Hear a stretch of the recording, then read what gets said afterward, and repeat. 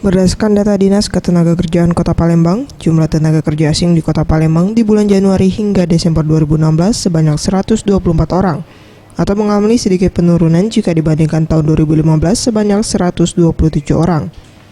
Menurut Abdurrahman, selaku Kepala Bidang Perluasan dan Penempatan Kerja Dinas Tenaga Kerja Kota Palembang, TKA di Kota Palembang 50% berasal dari Thailand, yang bekerja di perusahaan karet, sementara sisanya TKA berasal dari Amerika, Inggris, Jepang, Taiwan, Malaysia, dan Singapura, bekerja sebagai tenaga pendidik dan karyawan pabrik seperti mekanik.